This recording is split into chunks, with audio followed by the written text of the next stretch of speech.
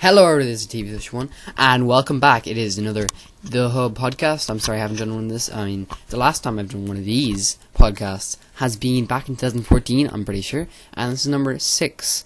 Obviously, last time was number 5. So we're going back into it. It is currently Valentine's Day as of this upload, I'm pretty sure. Well, as of recording of this, it is Valentine's Day 2015, and I am here to do a little podcast for you guys. I thought, you know what, be appropriate.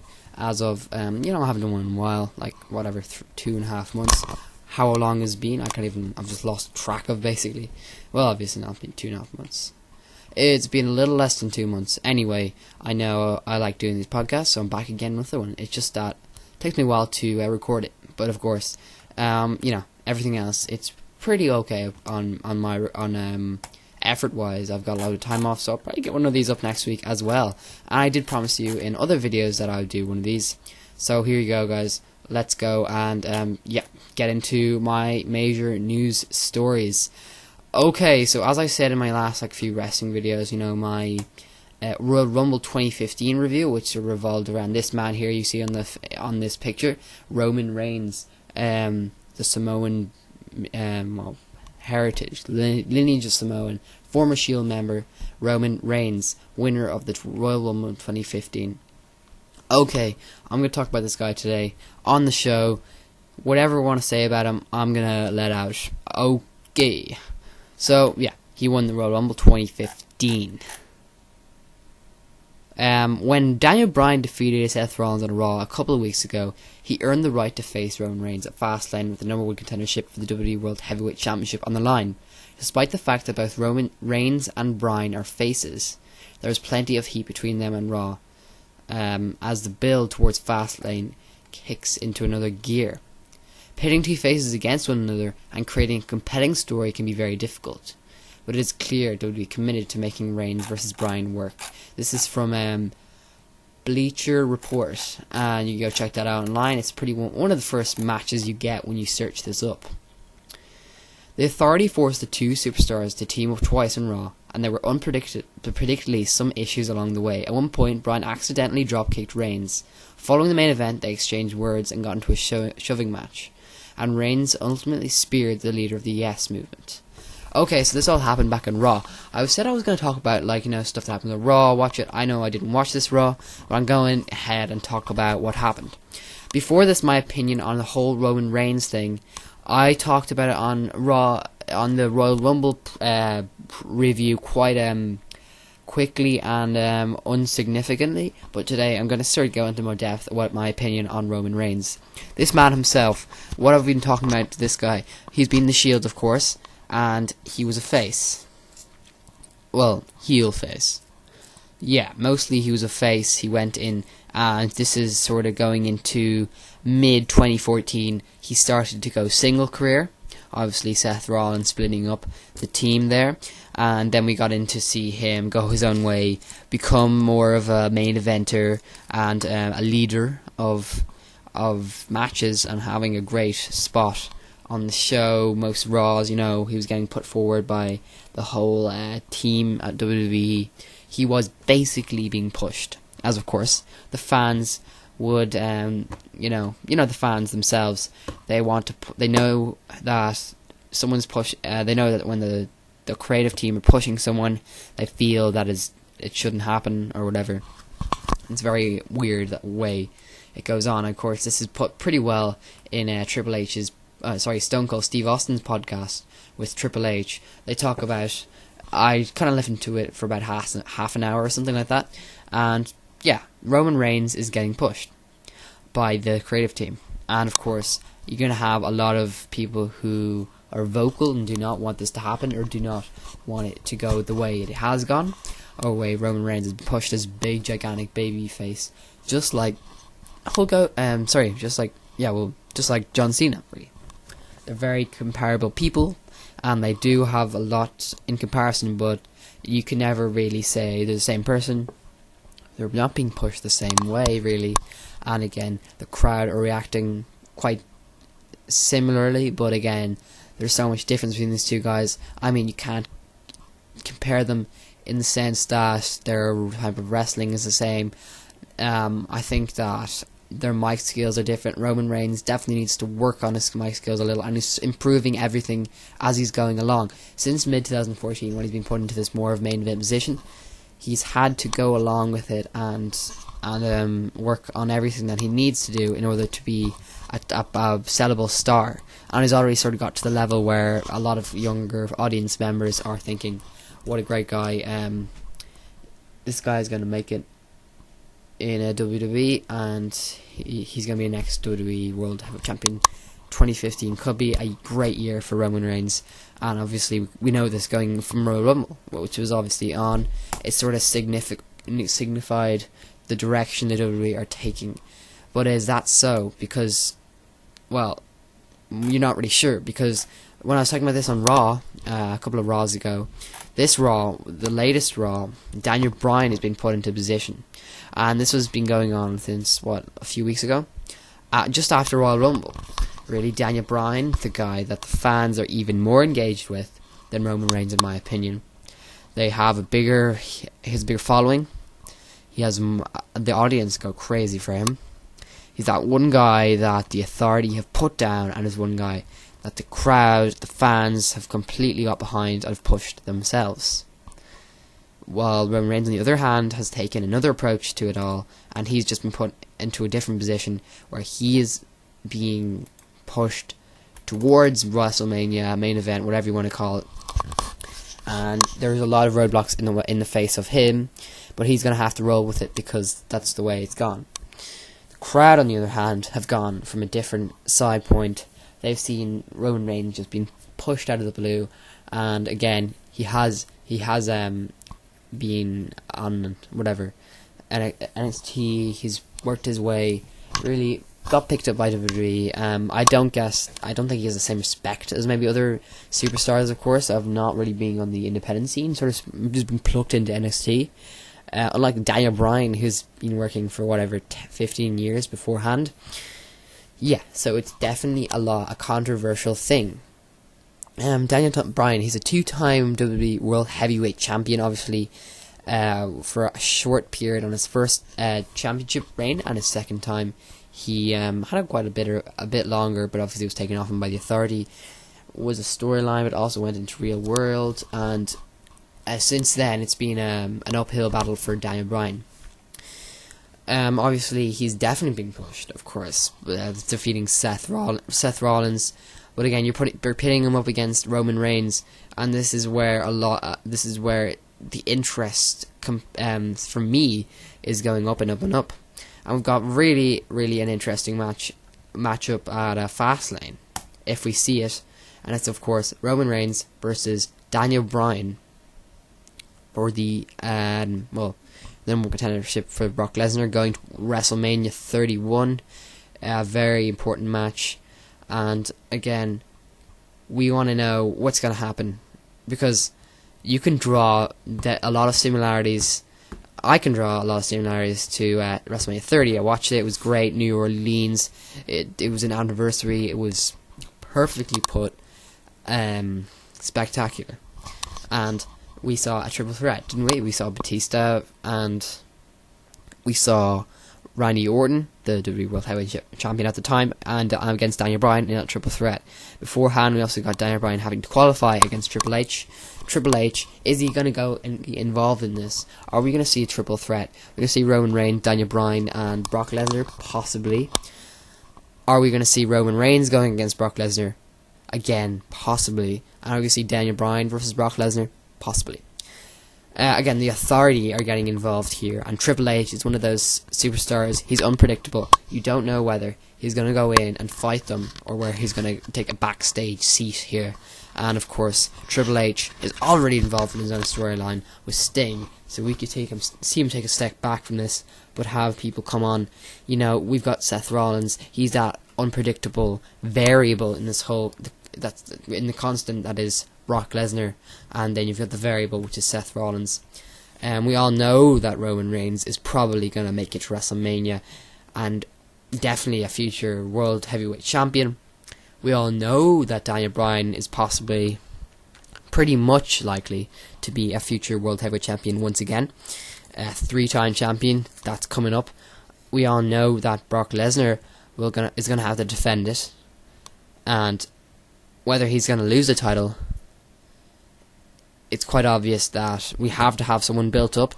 So far, we've gotten Roman Reigns, who has had a story of being for the WWE. He's a great asset of theirs, and we've got Daniel Bryan, who's had a great long storied of WWE career, and of course, is Roman Reigns ready to prove it? That's one variable in the situation you got here, and of course, is Daniel Bryan going to do it? Daniel Bryan is this one hope story that everyone's gotten behind. The reason he's gotten so popular is because he hasn't been pushed by the WWE in the same way that anyone else that they want to get there has been. He's been that undeniably underdogged person that has worked so hard, worked his ass off to get to that position, and has been put down each time, and in somewhat relatable fashion, he's gotten all his big spots taken away from him. I mean, that sure, a lot of what he has done in the WWE has been to no avail, and finally he gets his big spot, and then the Authority somehow intervene, and the Authority inevitably win at the end. Now, that was a year ago, and since then, Daniel Bryan has been on the uphill battle, and he's completely gotten back into a position where he can wrestle at 31. The question is, how are WWE going to do this? Because they've got a problem on their hands right now, where Daniel Bryan is getting cheers, Roman Reigns is getting a mixed reaction, possibly more boos, but again, that's developing as we're going along. Seth Rollins is a heel, Brock Lesnar is a heel, but again, Brock Lesnar is one of those people that you can definitely put in the main event, and will give you a big cheer, a big crowd reaction, really. They teamed up, of course, on Raw, and once again on SmackDown to run through a tag team tournament match that concluded when they defeated Big Show and Kane. Although they were able to coexist to some degree, it was obvious throughout the match that they were trying to one up each other. So this is WWE trying to show us that we've got some great talent in both, and they're trying to showcase both. I think that they're doing a good job with Roman Reigns. He's of course being put up as a very good star, and Daniel Bryan, he's got a sort of new edge to him, which I think adds to his character completely. The fact that he is put down last year, and this year, it's his year. He knows it. The crowd are even more behind him than before. He's been out for so long, but again, they're still there for him. Both men desperately want to challenge Brock Lesnar for the title at WrestleMania, and they have shown no misgivings about going through each other in order to do so. It is a very, very interesting storyline going into 31. This has been put perfectly last year, 30, WrestleMania 30. The whole lead up to that, the whole road to WrestleMania, was quite predictable. We saw, Batista win. Of course, we didn't want to see Roman Reigns win that time. We did, but Batista won. Since then, you could see Daniel Bryan would make it. Of course, he had the big battle with the Authority last year, and of course, he finally went face to face with Triple H, and had a match, and of course, he won. Randy Orton, Batista, and Daniel Bryan. And as we see Batista, who was sort of a heel, Randy Orton, who was sort of a heel, and then you get the face, Daniel Bryan. WrestleMania 30, a perfect position to have Daniel Bryan win that WWE World Heavyweight Championship. And what happened? We got that. Of course we did. And the crowd were behind it, and of course it was going to happen. It was a WrestleMania moment to be remembered. This year, however, we have a lot of different variables, and it sort of follows a different path in order to get to the same area. We want to see a babyface victory, don't we? So, in order to get that, what we're going to get is Daniel Bryan winning, possibly Roman Reigns getting a big spots, whatever, but inevitably we want to see a victory of a babyface. Now, I think John Cena is definitely going to distance himself from that whole World Heavyweight Championship spotlight. Obviously, you've seen him in 30, obviously going against Bray Wyatt in no championship match, and but he was the last time he was really in a spot like that was 29, and now in 31 he's going up against Rusev. I mean, we're all seeing that happening, and this year we're going to see a lot more variables. We're saying this quite a lot. We got Seth Rollins, who's just a guy that. He's a guy that, he split up with the Shield. He broke down the Shield, and he inevitably let the Shield down, in his opinion. So we got Roman Reigns, who could be going after Seth Rollins. Seth Rollins has always been trying to distance himself from the Shield members, but Roman Reigns and Seth Rollins are inevitable enemies. And in the end, if Roman Reigns goes up against Seth Rollins in any case, you're going to have to cheer for Roman Reigns, and that's where the crowd are going to start cheering for him, Superman Punch, whatever he wants to do. It would be a great moment to have, and of course, in what the way is going on, I really don't know how. We got the Roman Reigns, we got Daniel Bryan, we got Brock Lesnar, and then where does Seth Rollins fit in with any of this? When is he going to cash in? Obviously, I think that, in my opinion. I mean, who's he facing at? Of course, Fastlane. We're not sure, but again, it just really falls in anywhere. The story between Reigns and Bryan thus far has been a simple one, but it has certainly resonated. It has allowed Reigns to become more a tweener due to Bryan's popularity, and there's added to his character. Even Bryan has shown a certain edge as well, which is a bit of a departure from his normal gimmick. Neither Reigns nor Bryan is allowed the term face or heel to limit what they can do, and blurring the lines in what has made them thus far the most interesting angle going in WWE. WWE has also drawn on the real life concerns some fans have by having Bryan carry most of the load in the ring. Bryan has made that fact against Reigns, and should add even more fuel to their rivalry, with Bryan making the WWE Universe question Reigns' readiness for the main event scene. It will mean that much more when they put on a spectacular match at Fastlane. Of course, I always talk about that. Reigns and Bryan's interactions have been nothing short of compelling, and they will be solely responsible for the success of Fastlane. On the heels of Triple H challenging Sting to a face-to-face meeting at Fastlane, the vigilante Sting responded on Raw. The game demanded to know if Sting intends to appear at the upcoming pay-per-view, and has got his answer in an elaborate manner as 3 Sting lookalikes played mind games with Triple H before the Icon accepting the challenge through a video package. So yeah, sorry, I just got into the next article there, but let's take a look at let's look at my opinion firstly of the Roman Reigns incident. What's going on? Not an incident, but the Roman Reigns thing. What else are you going to think of? But again, Daniel Bryan, right? He is the fans' favourites, and inevitably, I think he's going to win the World Heavyweight Championship. Roman Reigns, is he ready for the push? In my opinion, no, he's not. I don't know. I just don't think that he has the complete. He's the look. His skills in the ring, I think, still need more work. And I don't think that a story is really great enough for me to believe totally in. His mic work needs more work, of course.